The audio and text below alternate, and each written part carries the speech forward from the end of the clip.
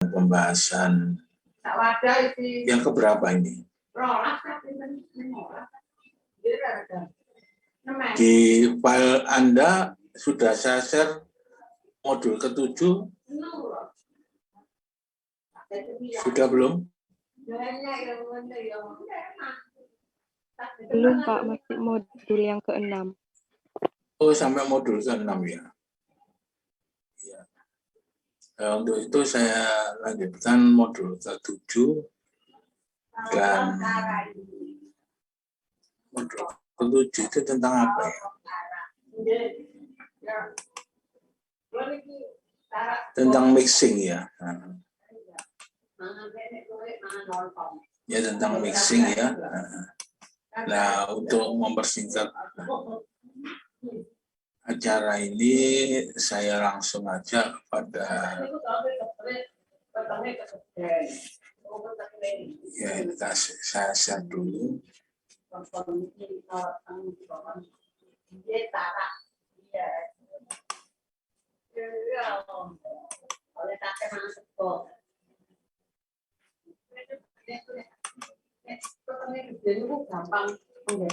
Saya share dulu, yaitu modul ke-7 tentang mixing ya. Ini sudah belum ya?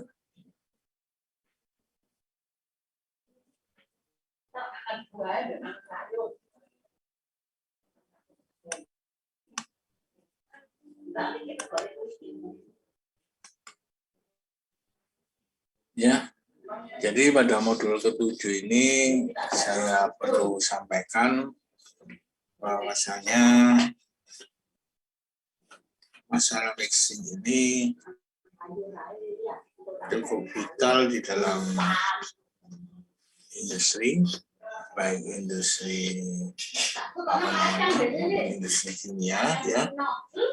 Untuk itu saya share ke layar Anda, bisa dilihat di layar Anda. Mixing ya, saya. Jadi masalah mixing ini memang cukup vital. Yang bisa saya katakan ini banyak sekali diterapkan di industri kimia ya.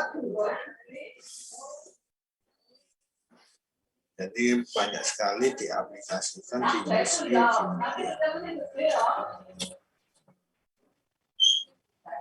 Nah, untuk itu nggak ada salahnya saya bahas, dan ini di dalam percobaan ini juga ada ya, tentang mixing. Jadi pencampuran atau mixing ini merupakan operasi yang bertujuan mengurangi ketidaksamaan komposisi, suhu, dan sifat lain dalam suatu bahan. Jadi pencampuran dapat terjadi karena adanya gerakan dari bahan. Jadi gerakan itu sendiri mempunyai semacam pola sirkulasi. Salah satunya adalah proses pencampuran ya.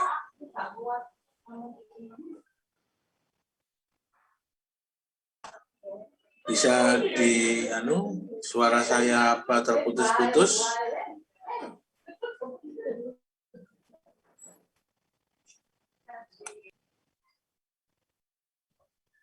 Bisa Pak, bisa didengar.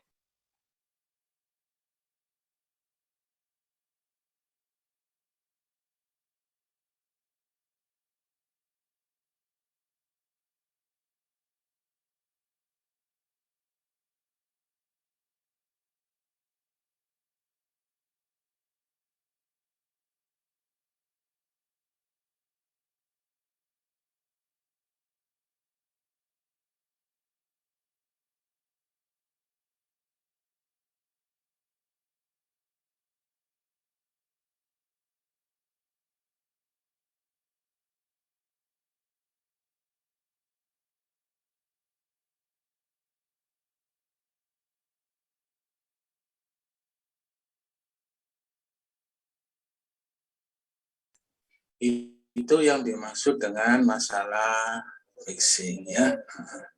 Jadi gerakan itu mempunyai semacam pola sirkulasi ya. Ini di teori OTK 1 sudah dibahas belum ya?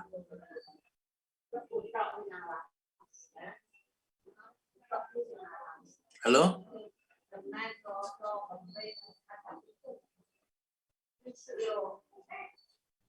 Saya minta informasinya di teori OTK 1 sudah dibahas belum ya? Halo?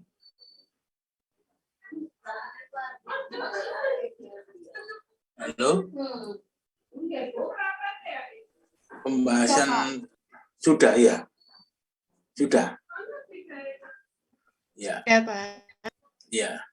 Jadi di sini di dalam percobaan ini nantinya yang akan kita gunakan adalah jenis-jenis dari masalah turbin ya.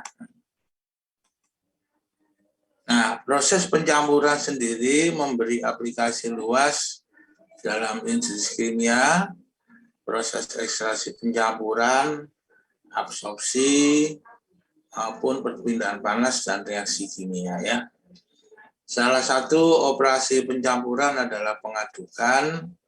Jadi pemilihan pengaduk ini ditentukan oleh jenis pencampuran yang diinginkan serta keadaan bahan yang dicampur.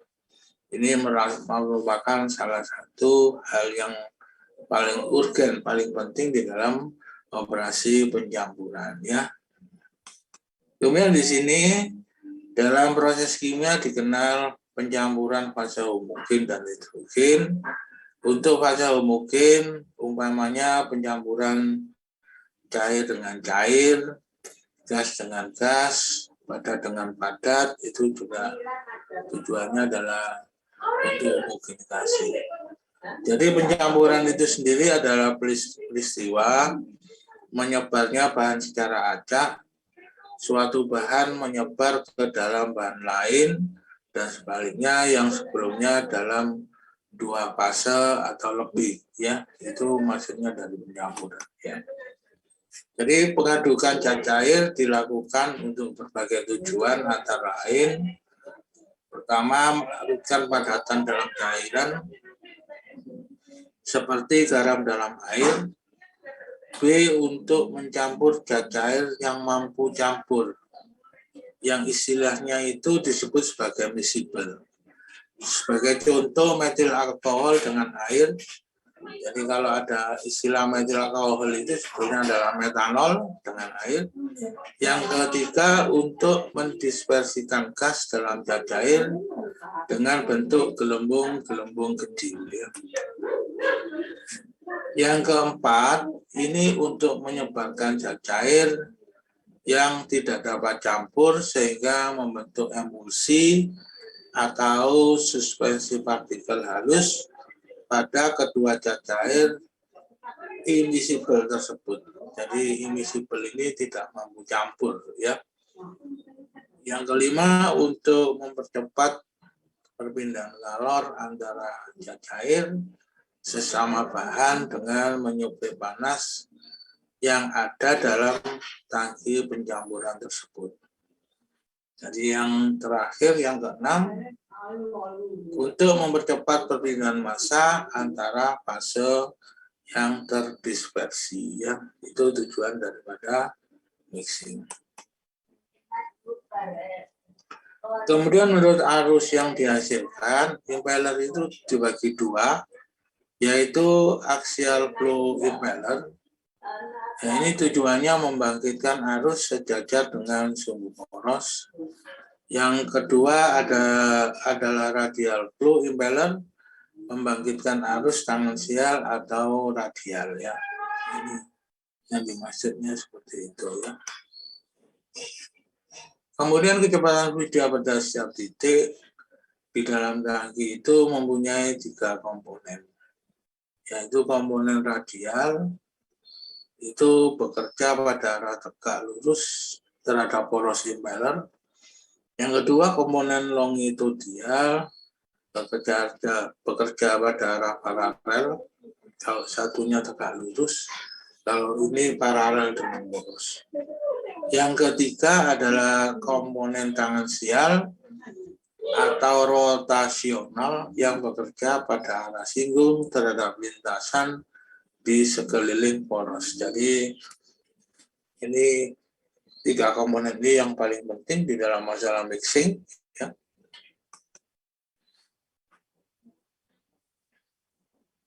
Ya, dalam percobaan ini daya yang disuplai untuk menggerakkan impeller diukur langsung dengan multitester, ya, bisa voltmeter maupun ampermeter menggunakan rumus P sama dengan P kalikan I. Jadi yang penting di dalam masalah mixing ini adalah menghitung seberapa besar kebutuhan daya yang digunakan di dalam proses mixing. Ya. Dengan P adalah tekanan listrik dalam watt, I adalah arus listrik dalam ampere, ya. Jadi sekarang kita ngomong waktu pencampuran ini dipengaruhi oleh beberapa faktor. Jadi antara lain ada tidaknya bubble. Bubble itu maksudnya sekat, ya. Kemudian yang kedua bentuk mengaduk, apakah pedal atau turbin, ya. Kemudian adalah yang ketiga adalah kecepatan putar. Kemudian yang keempat adalah ukuran pengaduk. Yang kelima posisi pengaduk. Bisa sentral dan vertikal.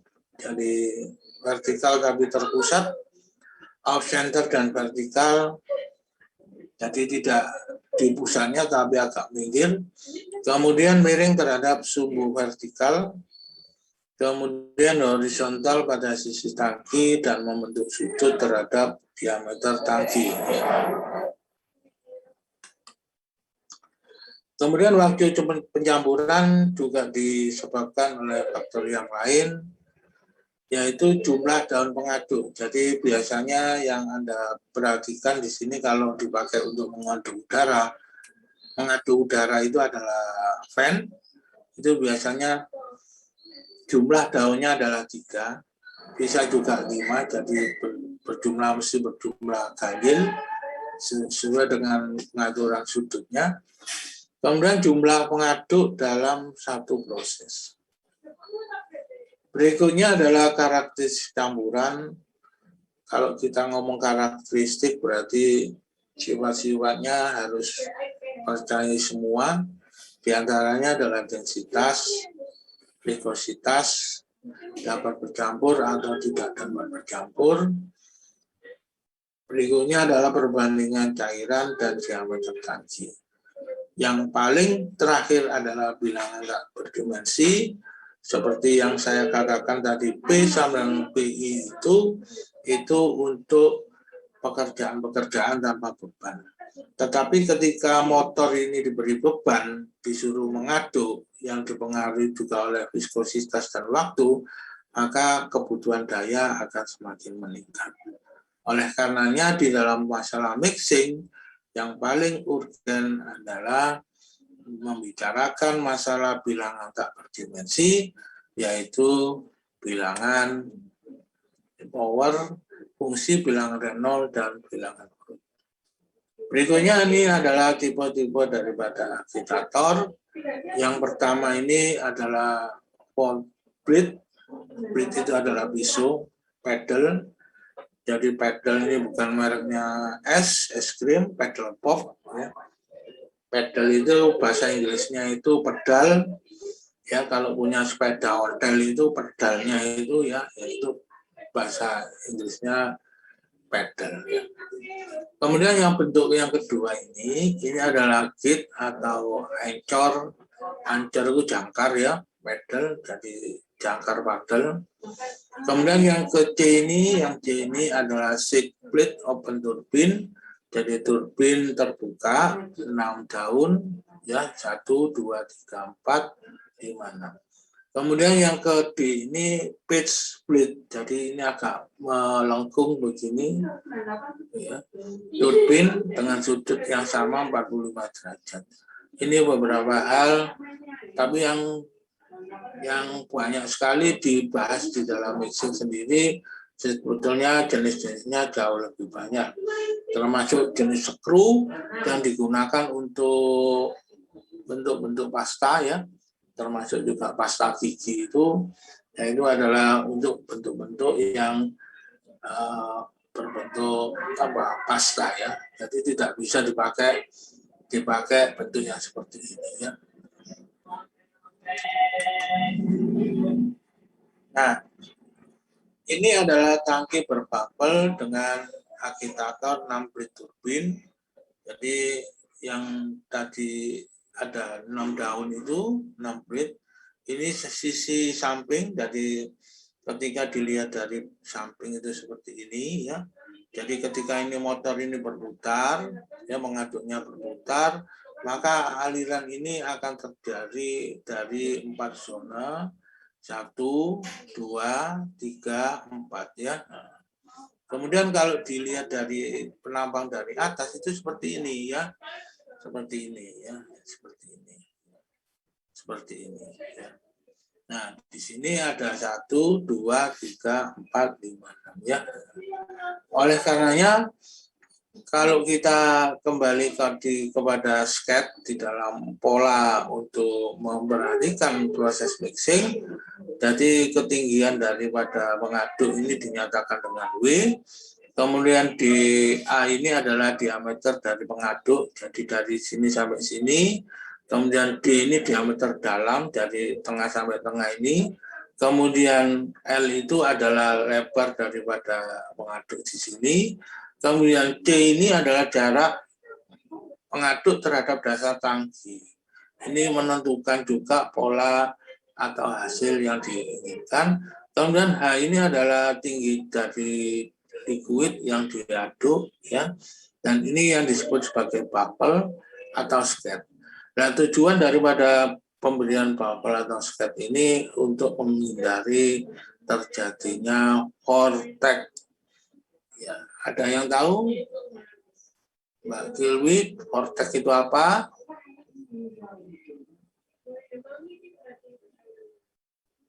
Halo Mbak Kilwi, vortex itu apa?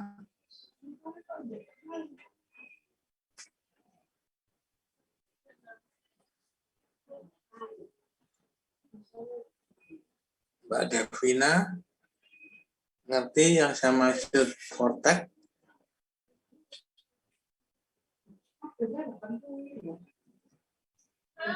Kurang tahu, Pak. Mbak Aziza, ngerti yang saya maksud vortex?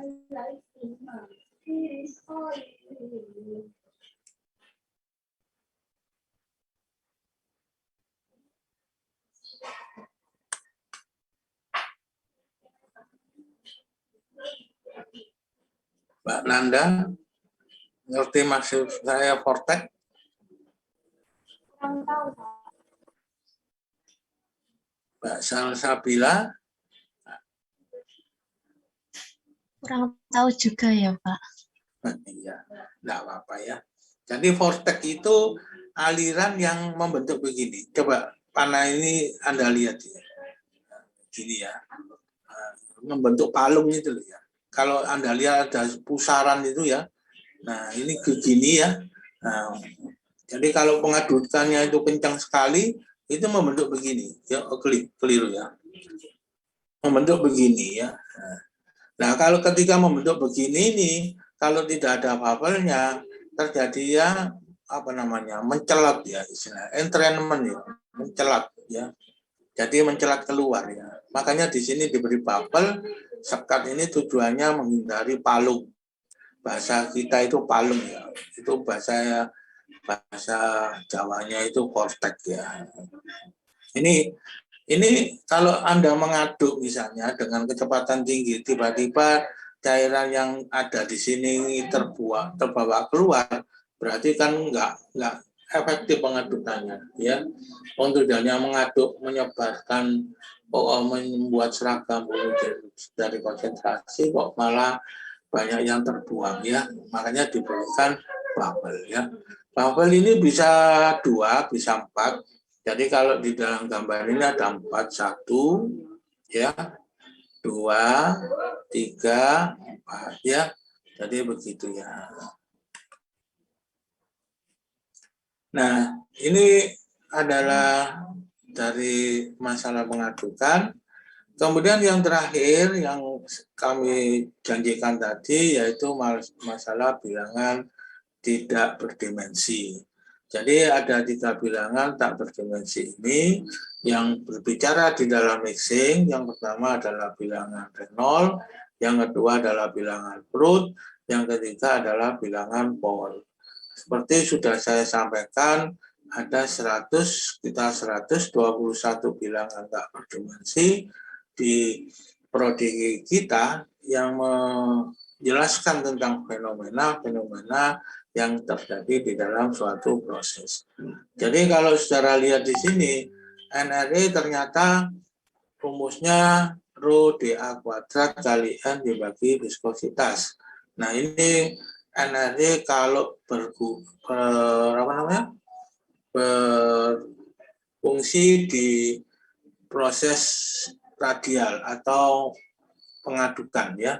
Tapi kalau ketika translasi, rumus dari NRE ini adalah rho dV dibagi viskositas ya. Coba saudara lihat sistem-sistem satuannya. dA ini tadi yang sudah saya gambarkan di sketch, itu adalah diameter impeller dalam meter. Kemudian N ini kecepatan putaran dalam putaran per detik, RPM. Kemudian rho densitas dalam kilogram per meter kubik. Kemudian yang keempat, mu viskositas dalam kilogram per meter detik ya. Kemudian yang kedua adalah bilangan power ya.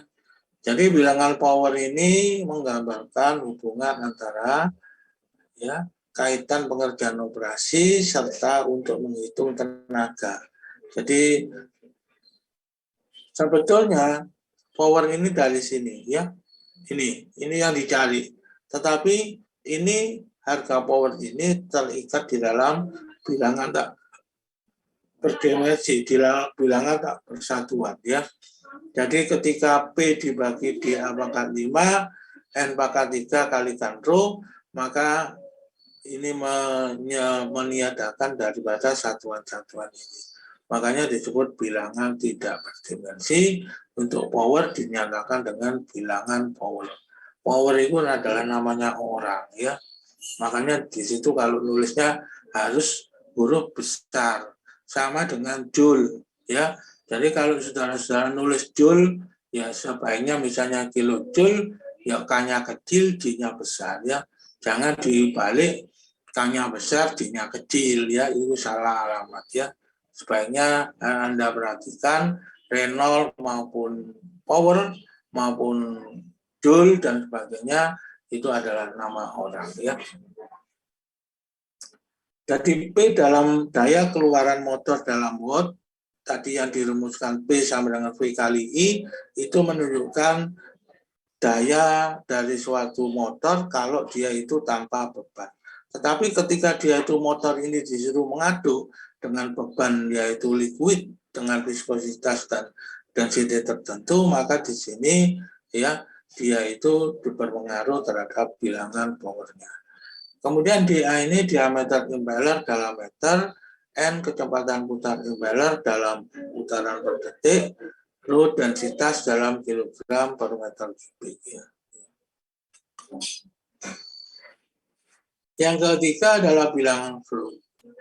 Bilangan ini untuk menghitung pengaruh gravitasi bumi di dalam menentukan gerakan fluida dan juga untuk mengetahui besar vortex yang terjadi. Tadi yang saya sebut vortex itu aliran seperti aliran palung ya. Dirumuskan RPR dA kuadrat kalikan N dibagi gravitasi.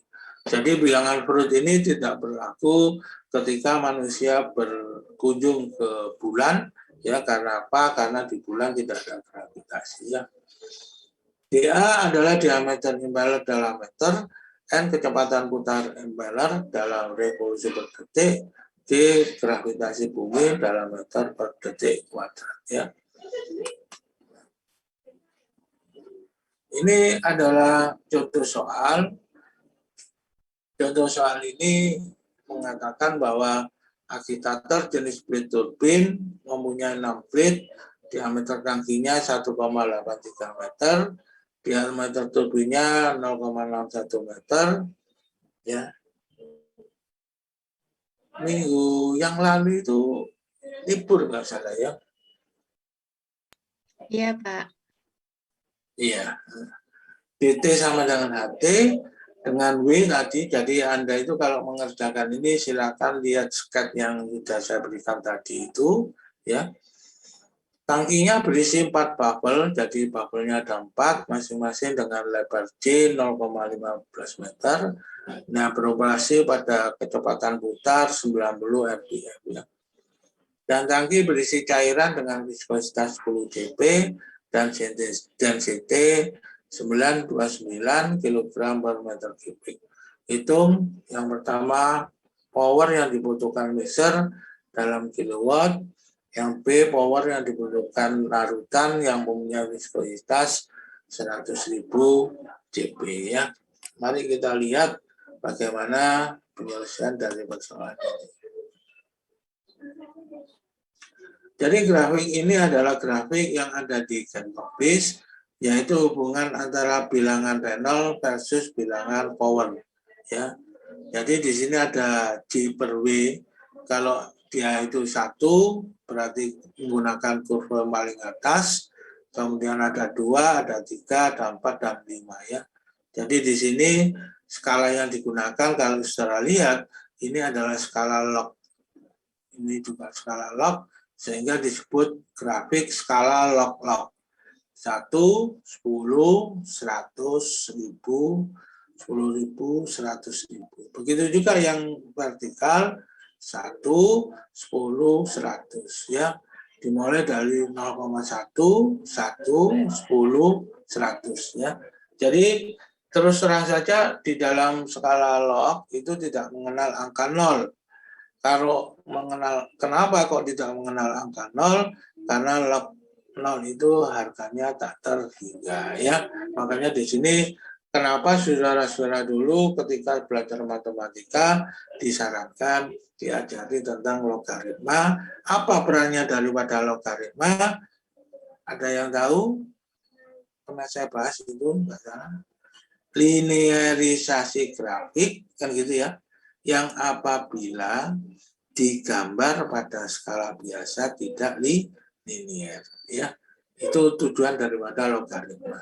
Termasuk di perpan ada delta T LMTD, log min temperatur difference, beda suhu rata-rata logaritma. Kenapa di rata-rata logaritma? Karena beda suhu pada satu sisi dengan beda sisi yang lain itu tidak sama sepanjang alat itu. Makanya di situ di logaritma rata-rata ya. Itu tujuannya. Bagaimana kalau ini tidak dilakukan log? Mungkin kalau ini 10 pangkat 5 100.000, andai kata saudara itu menggambarkan kurva daripada bilangan Reynolds skalanya 100.000, kalau menggunakan skala biasa 1 skala 1 cm, maka Anda butuh berapa? 100.000 cm atau 1 kilometer. Coba saudara bayangkan membuat kertas yang panjangnya 1 meter, 1 kilometer hanya untuk menggambarkan bilangan Reynolds. Makanya di dalam ilmu pengetahuan itu tidaklah efektif. Makanya di sini digunakan skala log-log ya. Ada pertanyaan? Sekarang kita lihat dari pengerjaan ini ya. Ya, silakan saudara ikuti saja apa yang kami buat di sini ya.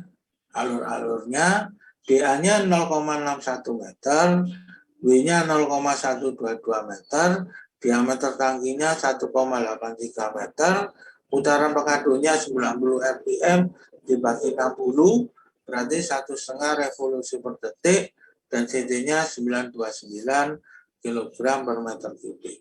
Viskositasnya adalah 10 cp dikalikan 1 kali 10 pangkat min 3, sehingga didapatkan 0,01, kilogram per meter detik.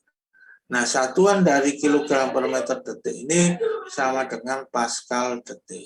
Sehingga bilangan Reynolds-nya Anda hitung dA kuadrat kalikan N kalikan Rho dibagi viskositas.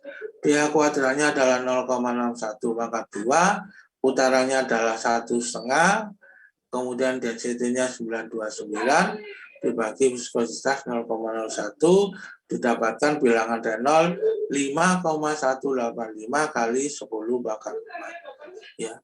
Ini saya tanya ini, kalau harga energi sekian ini laminar atau turbulen ya, Mbak Nanda?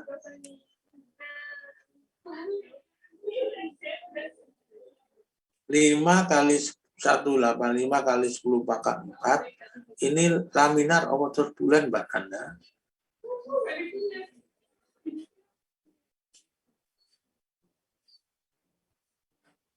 Halo?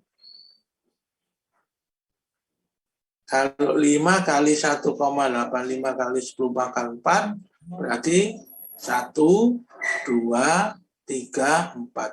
Berarti sama dengan 51.850 ya. Kalau bilangan Reynolds-nya 51.850, itu termasuk laminar apa turbulen? Halo? Ada yang tahu?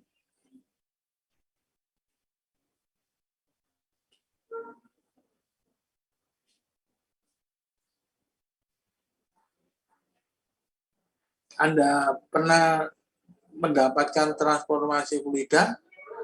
Halo?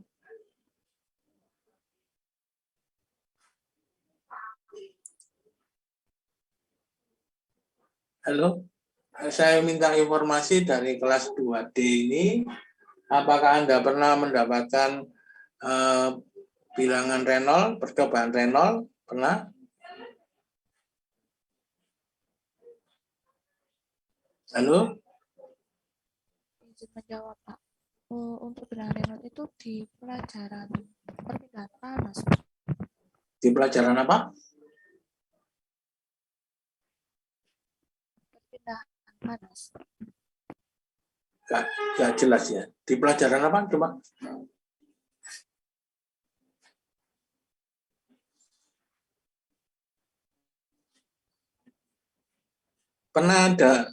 Pernah ada yang lain mendapatkan bilangan Reynolds, percobaan Reynolds, kalau energi sekian alirannya turbulen, kalau alirannya sekian itu laminar, pernah enggak? Atau belum sampai di sini? Transportasi fluidanya bahas tentang apa?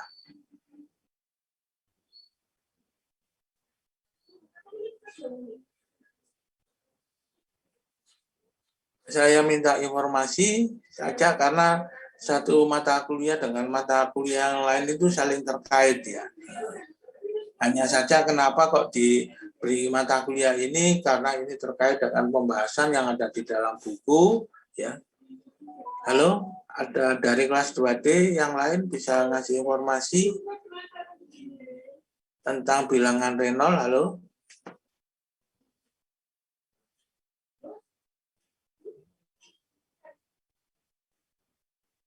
Ada mata kuliah transformasi fluida? Halo? Ada, Pak. Iya. Sampai mana transportasi fluidanya?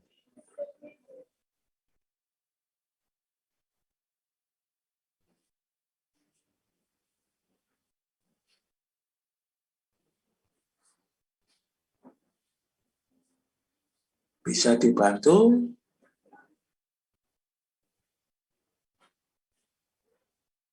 Halo?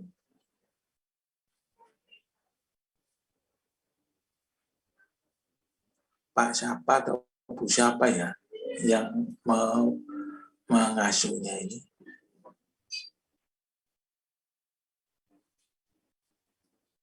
Mbak Siva? Iya, Pak.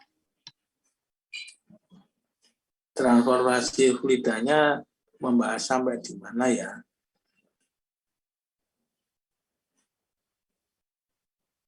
ada mata kuliah transportasi fluida. Iya Pak, ada sama Pak Hadi. Pak Hadi siapa? Pak Hadi siapa? Pak Hadi Priyo atau Pak Hadi Saroso ya? Pak Hadi Saroso, Pak. Oh iya, ya wis. Jadi begini ya. Jadi saudara-saudara, ya, bilangan tak berdimensi itu adalah, saya ulangi lagi ya, karena ini sebetulnya bagian dari transportasi fluida. Makanya di sini pada waktu saudara praktek ini saya sajikan ini, kelihatannya saudara belum dong ya. Kenapa belum dong? Ya ikuti saja dari yang saya jelaskan di sini ya. Jadi bilangan Reynolds itu, kenapa bilangan Reynolds itu ada?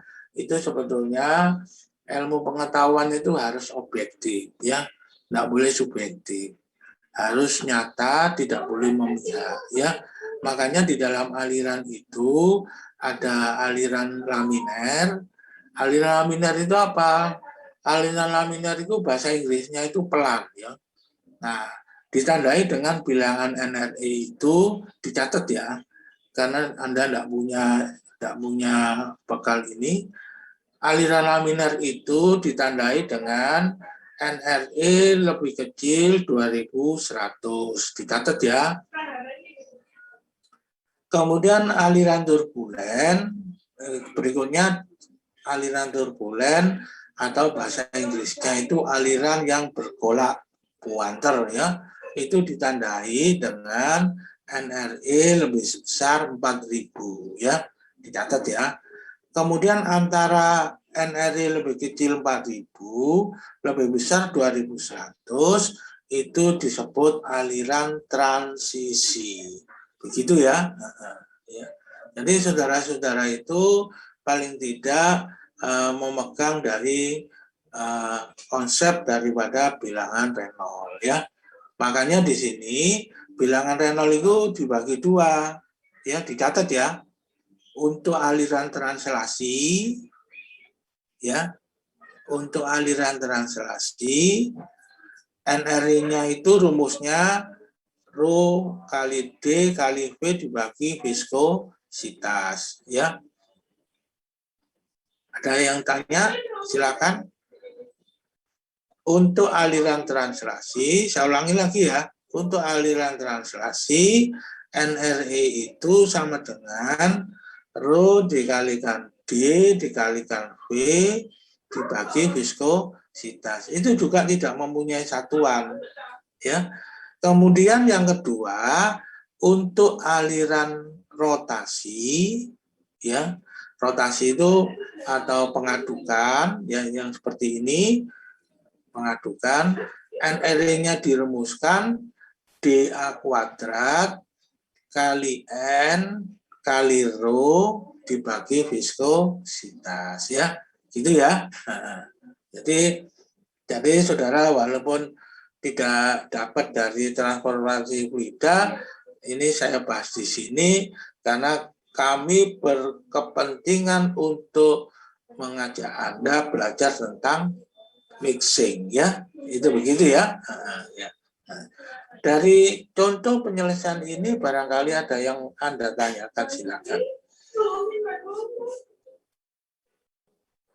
Ada pertanyaan. Jadi di sini alirannya adalah turbulen ya. Saya saya tambahi saja di sini ya. Jadi di dalam PPT ini ya, ini turbulen ya.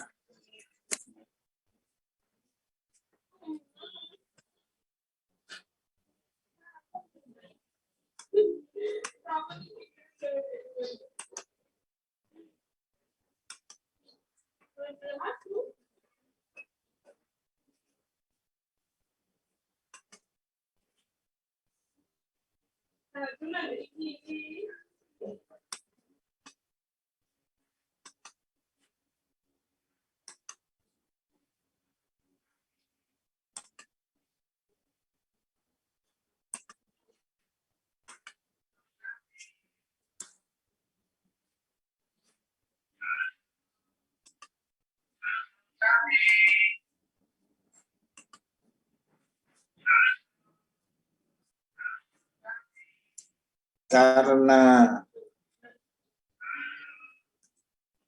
NRE lebih besar 4.000, aliran turbulen ya.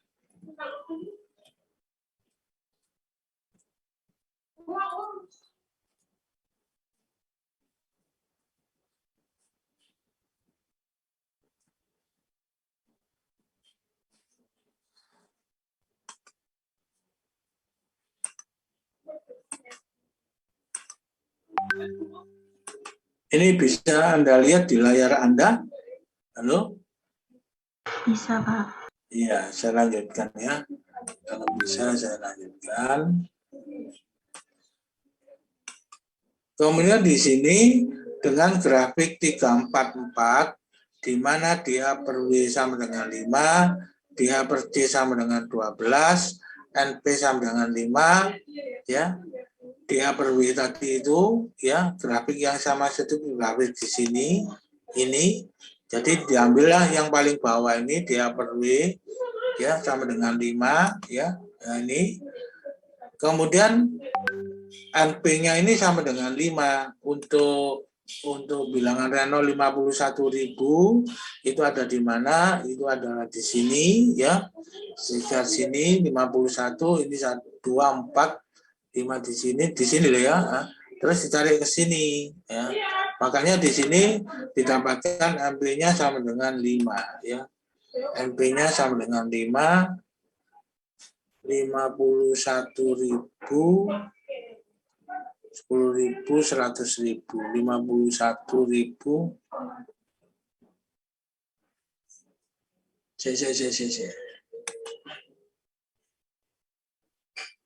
N-nya 1,5, terus DA per D-nya, DA per W-nya 5, DA per W-nya 5, DA per D-nya 12.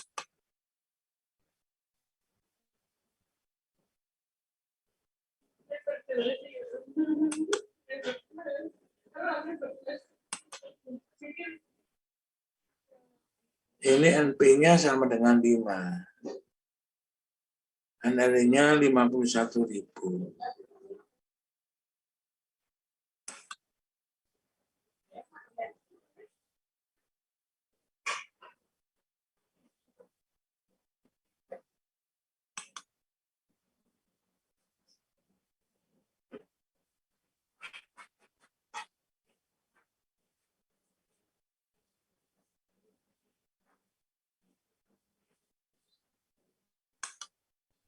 NP-nya sekian, maka NB-nya 5, NP 5 itu di mana ya?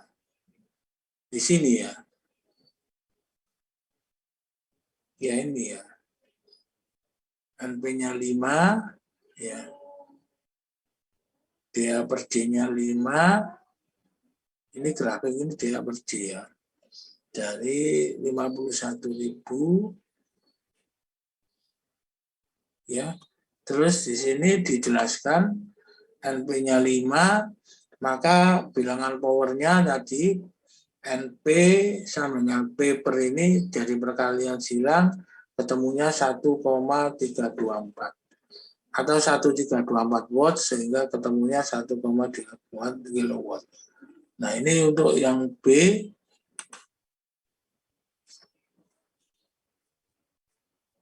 Ya, yang B.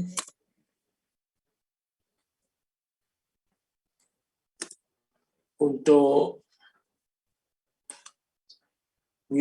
viskositas 100.000, NR-nya tetap keliru ya. NR-nya berubah menjadi 5,185, maka bilangan powernya menjadi besar ya. Jadi kalau ketika cairannya itu kental, tambah kental, kan 10.000 CP ya, berarti tambah viskus. Maka di sini power yang dibutuhkan itu semakin besar, 3,71 kilowatt. NP-nya ini sama dengan 14 ya. NP-nya sama dengan 14. Ya. Ada pertanyaan sampai di sini, silakan.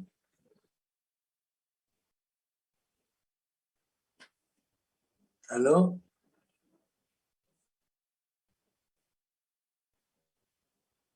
NP-nya 14 di sini ya. Di sini. NP-nya di sini ya. Kalau tidak ada pertanyaan, ya ini adalah Anda kerjakan hari ini, ya. Anda emailkan ke email saya, ya. Kan sudah tahu email saya, ya. Ini saya share ke apa? Ke ketua kelas, ya.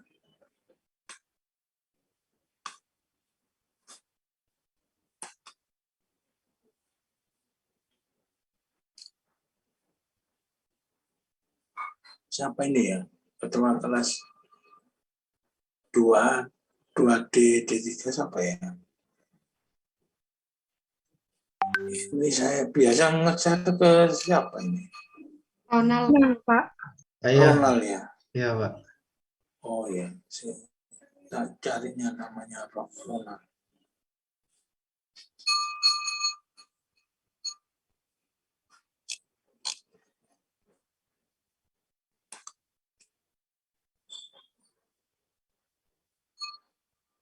Ronald.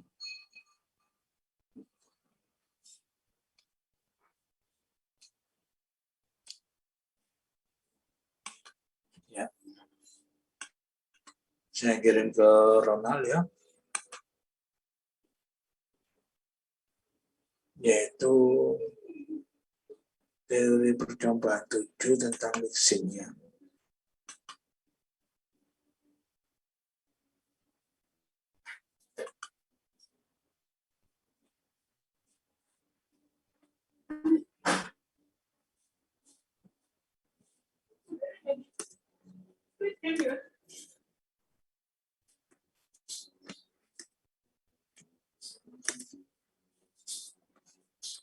Ini sebetulnya saya ambil dari Genkoplis ya. Jadi saudara-saudara kalau lebih boleh dilihat di Genkoplis ya. Sudah nyampe Mas Ronald? Sudah Pak. Ya, syukur ya. Dia di-share ke teman-teman untuk menyelesaikan ini ya. Ini ditulis di double folio ya Pak? Boleh sembarang, mau folio, mau diketik, boleh. Jadi, Deadline-nya kapan Pak? ya hari ini ya. Hari ini. Kan ini waktunya praktek ya. Baiklah Pak. Iya. Ada lagi yang perlu didiskusikan? Kalau tidak ada ya selamat mengerjakan ya.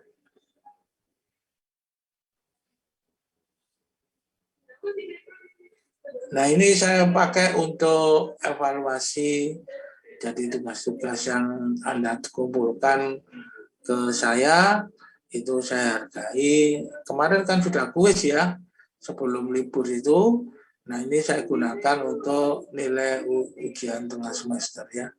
Jadi kami itu sebetulnya kalau tidak terikat harus tengah semester langsung, tetapi bisa dikumpulkan dari progres Anda, yaitu tugas-tugas yang kami berikan, termasuk yang dulu itu, yang PPT itu ya, dengan kuis, dengan yang ada. Ya, silakan.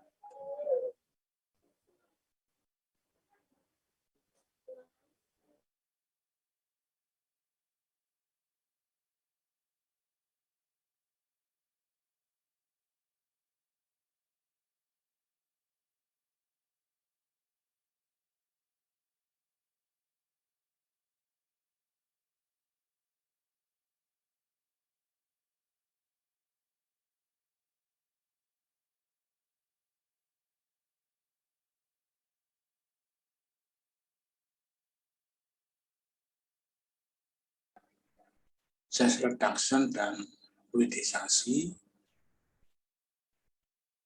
ada 2. Jadi tanggal minggu ke-10, sekarang minggu ke berapa ya? Minggu ke-9. Iya, minggu depan ya. Ini. Saya share ke ketua kelas ya. Saya tutup.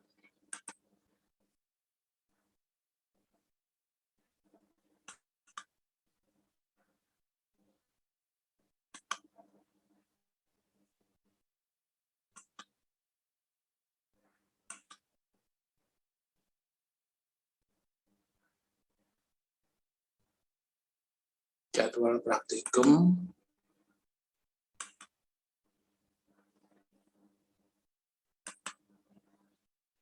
Sama yang belum saya share itu yaitu percobaan ke-8 aliran fluida.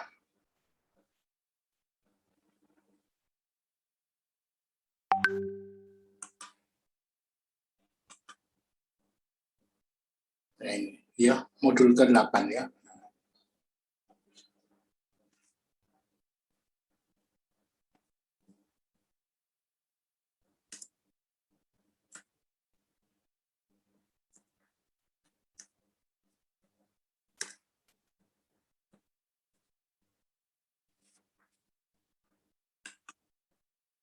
Ya, jadi untuk apa namanya percobaan yang ke-8 itu sebetulnya kan aliran fluida ya.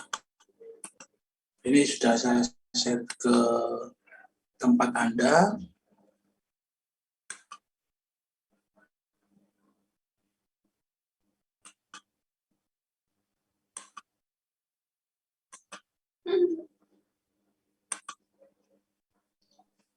Jadi yang ke-8, halo, bisa lihat Anda di layar Anda. Jadi Bisa, Pak. tadi mixing, yang praktikum modul ke-8 ini adalah aliran fluida. Kalau nggak salah di situ ada juga jadwalnya untuk aliran fluida ya. Ada nggak? Adanya pengukuran aliran fluida, Pak. Ada, Pak. Ya, iya itu. Ya, Ini yang dimaksud ya. Jadi saya jelaskan sebentar soal aliran fluida ini ya. Ya, ini bisa Anda share ke teman-teman pengukuran aliran fluida. Jadi di sini di percobaan aliran fluida itu sebetulnya tujuannya adalah memahami prinsip-prinsip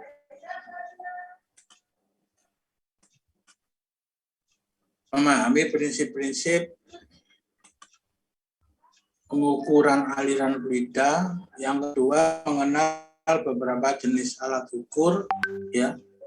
Misalnya water meter, flow meter, orifice meter. Ini belum pernah dibahas di transportasi fluida. Halo?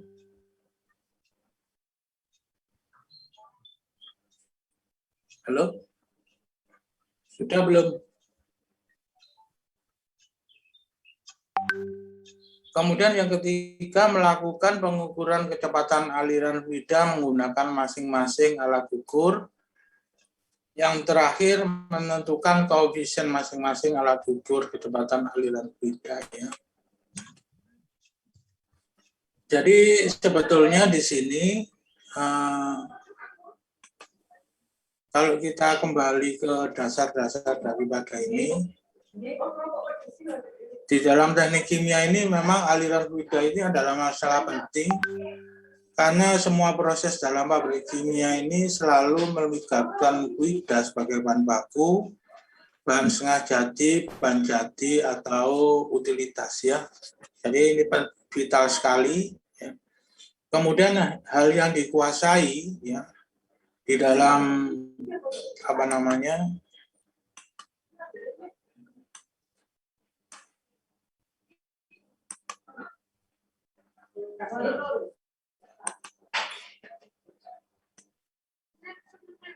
hal yang dikuasai dalam aliran fluida ini adalah mengukur dan mengendalikan jumlah bahan ya yang masuk dan keluar dari alat. Yang paling sederhana ini adalah penggunaan water meter. Kalau saudara kepingin tahu water meter itu ya meterannya air itu yang ada di depan rumah itu yang biasa Anda gunakan di dalam konsumsi air bersih di rumah Anda itu adalah yang paling sederhana, ya. Kan nggak ada lewat pulsa ya, bayar air lewat pulsa. Seperti tokennya listrik kan enggak ya, tapi biasanya lewat pencatatan meter ya, sebulan sekali begitu. Nah, di dalam water meter ini, di samping water meter ini masih ada alat ukur lagi, yaitu yang namanya pitot cup, venturimeter, orifice meter, elbow meter, dan sebagainya. Ya. Apakah Anda pernah kenal alat-alat ukur ini? Halo?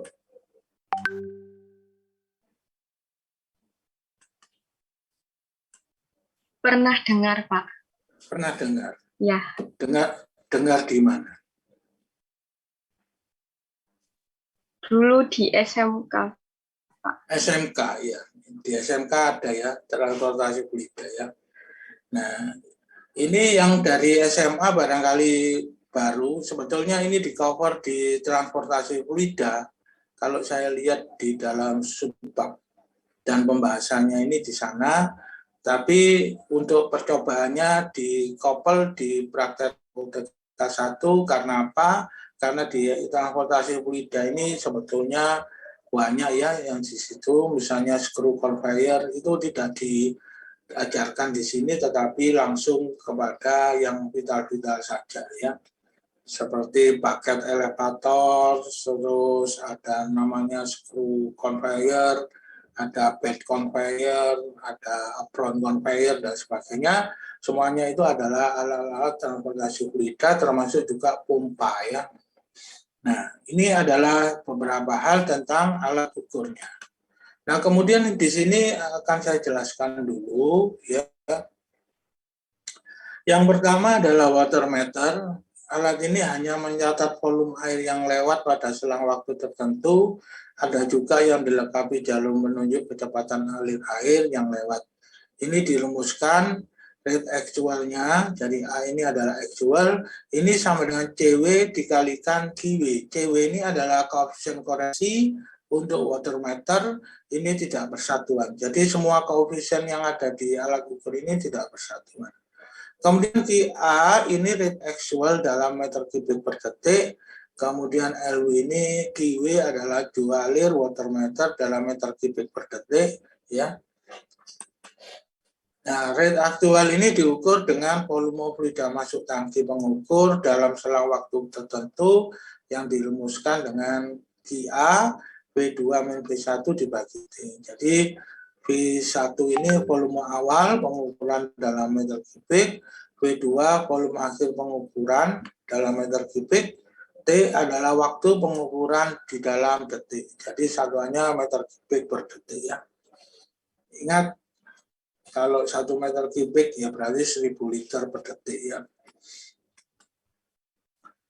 Tadi water meter, yang kedua adalah yang dimaksud dengan pitot tube ya. Jadi modelnya itu seperti ini. Ini adalah pipa ya. Kemudian di dalamnya ini diselipkan alat, dan ini adalah manometer pipa U. Di sini adalah raksa, sehingga ketika dia ada aliran maka terjadilah perbedaan tekanan sehingga menghasilkan elevasi delta H. Nah, delta H-nya ini yang diukur menggunakan Bernoulli ya. Jadi yang diarsir ini sebetulnya ini adalah raksa. Raksa ini apa ya? Ada yang tahu raksa? Raksa itu bukan air keras, tapi raksa itu hidrargyrum ya. Apa namanya? Nama lainnya hidrargyrum itu ya. Nah, ini saya kira saudara sudah terbiasa melihat raksa ini, misalnya merkuri ya, merkuri misalnya Anda lihat di termometer, kenapa kok di situ ketika dia mengukur itu bisa dia menaikkan daripada permukaannya sehingga bisa menunjuk pada angka yang sesuai dengan pengukuran ya. Hidrogen. Makanya merkuri ini 1 atm ini sama dengan 76 cm Hg, artinya 1 atm itu setara dengan pengukuran delta H-nya ini 76 cm ya. Nah ini persamaan Bernoulli dihitung kecepatan fluidanya, perbedaan tekanan P2-P1 dari manometer, di mana P2-P1 itu adalah H2-H1 kali ρm dikurangi ρ dikalikan gravitasi. Jadi H2-H1 itu tadi adalah beda ketinggian cairan dalam meter atau yang disebut delta H ya. Kemudian ρm ini density cairan manometer. Kalau yang masuk ini adalah raksa, maka di situ density-nya biasanya 13,6 gram per centimeter kubik atau kilogram per liter atau 13.600 kilogram per meter kubik ya. Kemudian G ini adalah percepatan gravitasi dalam meter per detik kuadrat. Nah, ini saya lupa menjelaskan kalau ρ-nya sendiri itu adalah ρ-nya air ya. Saya lanjutkan. Yang ketiga adalah venturimeter. Jadi alat ini sampai dengan saat ini masih digunakan di dalam mengenalkan alat-alat ukur fluida ya, baik itu gas maupun itu adalah cairan. Ini digunakan untuk mengukur kecepatan rata-rata aliran fluida di dalam pipa ya. Prinsip pengukurannya hampir sama dengan pipa tube, saja di sini ada 2 pipa di mana di sini akan terbentuk pengecilan, terus ini pembesaran, enlargement, kalau pengecilan itu namanya apa, kalau pembesaran itu enlargement. Nah, titik ini ada lubangnya di pipa ini ya. Ketika mengecil ini, nah ini adalah dianggap titik 1, ini titik 2, ini dihubungkan dengan manometer pipa. Jadi V1 ini adalah kecepatan rata-rata pada titik 1 pada diameter D1. Kemudian V2 ini kecepatan rata-rata pada titik 2 dengan diameter D2, jadi lebih kecil. Maka terjadilah suatu perbedaan aliran. Perbedaan ketinggian. Ya. Sehingga V2-nya dapat dirumuskan CV dibagi akar 1 min D2 dibagi D1 pangkat 4 akar 2P1 min P2 dibagi ρ. Nah, CV ini koefisien Venturi tidak bersatuan, P1 tekanan di titik 1, P2 tekanan di titik 2, ρ density cairan. Ya. Saya kira rumusan ini cukup sederhana, hanya memasukkan, asalkan saudara harus mengkonsistenkan satuan yang digunakan ya. Kemudian yang keempat ini adalah orifice meter, serupa dengan venturimeter, tapi diameter orifice-nya dapat diatur atau diganti. Jadi yang dimaksud diameter ini, mana yang saya tunjukkan, ini bisa diatur atau diganti. Jadi ketika kita itu mengalirkan air, di mana di situ ada cairan celah sempit, ya, yang diameternya bisa diganti-ganti, kemudian di sini akan keluar seperti ini, maka di sini bisa kita ukur ya tekanannya, bisa menggunakan manometer pipa U ya, yang isinya raksa atau yang isinya CCL4. Ada yang tahu CCL4? Halo? CCL4 ada yang tahu? CCL4 itu karbon tetrachlorida ya.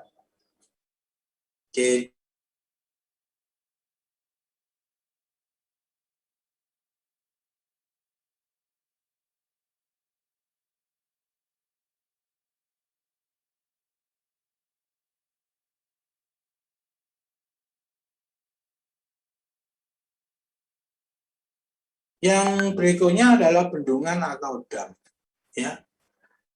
Ada 2 jenis bendungan yang sering digunakan. Jadi di alat itu sebetulnya alat itu buatan luar sebetulnya, Amfit Inggris, ya buatan tahun 87 dulu sudah ada dan sekarang masih bisa dipakai. Yang terbaru menggunakan alat komputer di lab lantai 3 ya, lab Dalpro itu yang digunakan untuk pengukuran pengendalian aliran ya. Nah, yang kita gunakan di dalam praktek ini adalah yang masih manual, di mana di sini ada bendungan berbentuk segi 4, yang satu berbentuk segitiga, nanti atau yang disebut konis ya. Ini adalah air ya, dengan lebar lintasan L, tingginya H0. Kemudian di sini yang berbentuk segitiga ini adalah fluidanya, ini adalah HU-nya. Kemudian di sini adalah sudut tetanya ya, biasanya sudut tetanya ini adalah 45 derajat ya. Ini berbentuk konis ya, atau segitiga. Nah, di sini penghitungannya menggunakan rumusan seperti ini. Kini laju alir itu sama dengan untuk yang segi 4 0,415 kali L dikurangi 0,2H0 kali H0 pangkat setengah akar 2G. Ya, H0-nya tadi tinggal memasukkan saja berapa H0-nya. Kemudian kalau ini segitiga, berarti Q-nya sama dengan 0,31H0 pangkat 2 setengah dibagi tangan C. Jadi tangan tetanya ini berapa? Misalnya 45 derajat, berarti tangan 45 derajat Anda cari harganya. Ya. Akar 2G, ya, maka di sini gravitasi dimasukkan 9,8, Anda bisa mengukur laju alir dalam meter per detik, meter kubik per detik. Ya. Nah, langkah kerjanya yang pertama kalibrasi water meter. Ya. Isi storage tank, jadi storage tanknya itu ada di dalam alat dengan air besi sampai hampir penuh. Yang kedua, pasang salah satu alat ukur aliran fluida pada tempatnya. Yang ketiga, hubungkan listrik ke stop kontak. Yang keempat, hidupkan pompa. Jadi langkah pertama yang harus Anda lakukan itu melakukan suatu kalibrasi. Ini masih lanjutannya. Yang kelima, atur valve pada kedudukan tertentu, catat kecepatan aliran air, ya, volumetric rate, yang terbaca pada meter air dan yang diukur dengan stopwatch. Ya. Kalau dulu pakai stopwatch, sekarang pakai stopwatch-nya sudah di saku masing-masing atau di HP. Ya. Yang keenam, ulangi langkah E untuk kedudukan valve yang lain, maksudnya ini valve bukaan, ya bisa 10%, 20%, 30%, 40%, 50%, ya, sehingga mewakili pengukuran terkecil sampai yang terbesar. Jadi instruksinya buat grafik atau kurva kalibrasi dari water meter yang dipakai. Ya. Jadi ini modelnya. Misalnya laju alir dalam meter kubik per jam, kemudian yang ini adalah bukaan, ini data kalibrasi. Nah, data kalibrasi itu setiap grup itu saya kira dilaksanakan cukup sekali, ya, nggak usah berkali-kali. Atau kalau sudah ada yang melakukan kalibrasi, ya sudah, dia diikuti saja yang ada, ya. Sehingga di sini tidak langsung ketika Anda melakukan bukaan sampai 100%, ini tinggal dicek di sini, taruh ke bawah, ketemu laju alir. Ya, ini saking ini hanya draft saja ya. Tapi sebaiknya ini dibuat skalanya yang benar ya. Berikutnya ini adalah yang pitot tube. Jadi pitot tube ini sebetulnya satu rangkaian alat ukur yang sudah knockdown jadi berupa modul begitu yang bisa dibongkar pasang. Jadi ketika di sini pitot tube yang digunakan, pasang pitot tube-nya ini pada tempatnya, hubungkan dengan pipa penghubung, karena pipa penghubung ini dilengkapi dengan kurir, ya, juga penghubung manometer pada tempatnya. Kemudian yang B, hubungkan pompa, buka valve, jadi di bagian atas itu ada valve-nya pada kedudukan tertentu, catat beda ketinggian pada manometer, catat laju volumetrik pada watermeter, ulangi langkah B untuk kedudukan pump yang lain. Jadi kalau kedudukan pumpnya ini dibuka 50%, tentunya watermeternya juga tercatatnya berbeda. Karena berbeda berarti laju volumetriknya juga berbeda. Ya. Ini kepada Witojuk ya. Sekarang saya lanjutkan yaitu pada Venturi. Venturi ini sama juga prinsipnya, hanya saja bentuk geometrisnya itu berbeda dengan orifice meter ya. Jadi karena ini tujuannya pengukuran aliran fluida, maka saudara-saudara dikenalkan dengan yang paling dasar mulai dari watermeter, orifice meter, venturimeter dan sebagainya.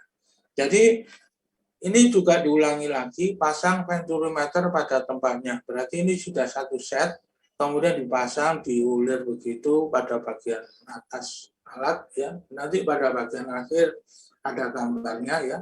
Hubungkan pipa penghubung manometer pada tempatnya, hubungkan pompa buka valve pada kedudukan tertentu, catat beda ketinggian pada manometer, ini yang penting. Jadi ketinggiannya itu berapa, itu Anda catat. Catat laju volumetrik pada watermeter, ulangi langkah B untuk kedudukan valve yang lain. Berikutnya adalah orifice. Sama juga. Jadi caranya sama. Jadi karena ini ada 3 macam, orifice, venturi, satunya apa tadi? Pitot ya. Nah, ini adalah alatnya ya. Ini adalah macam-macam, ada pitot tube, ada venturi, ada orifice. Jadi nanti alat ini digantikan di mana ya? Oh, di sini ya, di sini. Ini knockdown, jadi bisa kita buka. Ada ulirnya, ini ada ulirnya, ini kita ganti. Nah, dari di sini kelihatan alirannya ini ya.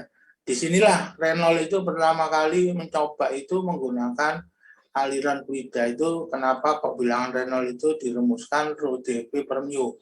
Itu adalah untuk aliran translasi, aliran yang lurus. Kalau untuk aliran yang berputar atau radial ya, misalnya pengadukan, maka rumus Renault-nya jadi lain ya. DA kuadrat N kalikan rho dibagi viskositas ya. Nah, ini adalah pengukuran tinggi daripada permukaan kalau kita itu mempelajari tentang dam atau bendungan ya. Di sini ada, jadi aliran ini ada di sini ya. Kemudian di sini adalah pompa itu mengalirkan aliran di sini ya. Nah, valve yang kami maksud itu valve yang di sini, yang dibuka mulai dari 10%, 20% sampai berapa. Nah, ini nanti di watermeternya bisa Anda catat di sini ya. Ada pertanyaan, silakan kalau ada pertanyaan. Ini sebetulnya pekerjaan ini mudah sekali, tinggal Anda menerapkan dari formula yang sudah ada, rumus-rumus yang tersedia. Nah, bila Anda masih kesulitan, silakan Anda buka di Genkoplis itu bab 3 ya. Karena ini bagian ini saya kira tidak semuanya dicoba, karena yang tidak dicoba ini sebetulnya adalah pompa. Sebetulnya di sini alat ini dilengkapi juga dengan pompa sentrifugal. Ya, Anda menghitung suction head-nya berapa, discharge head-nya berapa. Di dalam teori transportasi PUTK 1 itu, PUTK 1 ini kami bahas tentang pompa dan kompresor. Ya, kenapa pompa dan kompresor itu dibahas? Karena kedua alat ini sangat vital sekali, terutama di sarana utilitas. Ya, Anda belum dapat mata kuliah utilitas? Halo? Sudah ada Pak di semester 2. Oh iya, ya syukurlah. Nanti di situ pengukuran dayanya silakan lihat di UTK 1 tentang pompa dan kompresor ya. Jadi ini adalah alatnya yang masih alhamdulillah masih bisa kita gunakan ya. Alat ini adalah buatan Humphrey Inggris ya, tahun 87, Anda belum lahir. Alat ini sudah ada, alhamdulillah masih bisa dipakai. Yang menggunakan komputerisasi itu ada di atas dalam bentuk modul, itu tujuannya untuk mempelajari tentang pengendalian. Ya. Silakan kalau ada pertanyaan. Halo? Ya. Ya ternyata sudah habis ya. Jadi dengan demikian pada minggu ini saudara-saudara saya kira sudah siap dengan apa yang kami sampaikan ya dari pembahasan 1 sampai 8, praktikum UTK 1 sampai 8. Mudah-mudahan grupnya kan sudah ada saya kira ya, grupnya ya. Halo? Sudah ada Pak untuk kelompok di Prakotika ini. Ya, karena sudah ada, ya kita bersyukur. Jadi semuanya sudah pasti. Mudah-mudahan ya saudara-saudara sekalian bisa melaksanakan ini secara offline ya. Tapi ada satu ketentuannya, yaitu sudah ada ya ketentuannya ya. Sudah tahu ketentuannya ya. Apa ketentuannya? Dipersilakan Anda menggunakan Jaslab sudah punya ya? Iya Pak, sudah punya. Sudah punya Pak. Alhamdulillah ya. Jadi bawa Jaslab ya.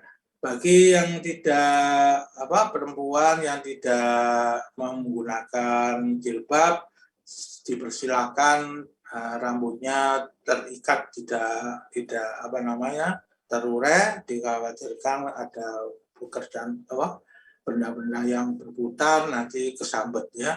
Nah di situ bagian daripada safety ya. Gunakan sepatu tertutup, jangan pakai sepatu sandal ya. Itu begitu, diusahakan sebaiknya menggunakan kaca plastik ya. Ya mandiri ya, tuku nang banyak itu saya kira untuk menghindari kadarnya zat kimia yang terpercik. Misalnya kalau matanya terlindungi oleh kacamata walaupun plastik begitu, saya kira tidak mengganggu kesehatan Anda, ya kan begitu ya. Ya. Jadi dengan diizinkannya masalah praktek secara luring, ya masalah protokol kesehatan tetap dijalankan ya dengan menggunakan masker ya. Ini kelas 2D wis vaksin KB ya? Alhamdulillah sudah Pak. Sudah, Pak. Iya. Ya, makanya di situ ada satu saran ya, masuk mall saja itu harus menggunakan peduli lindungi ya. Apalagi masuk lab kan begitu ya.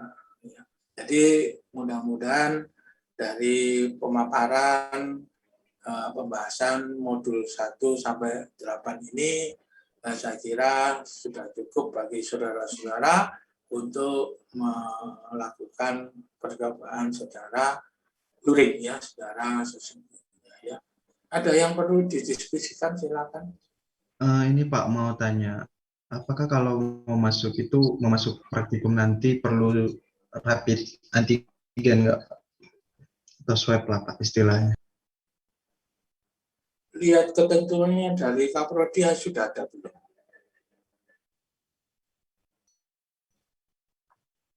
Halo? Di grup yang satu grup dengan Pak Kajur belum ada Pak pemberitahuan lebih lanjut. Oh begitu, iya. Jadi kalau itu belum ada, berarti Anda cukup menunjukkan ini aja ya, vaksin ya. Apa namanya? Kartu vaksin itu ya, yang dipeduli lindungi itu ya.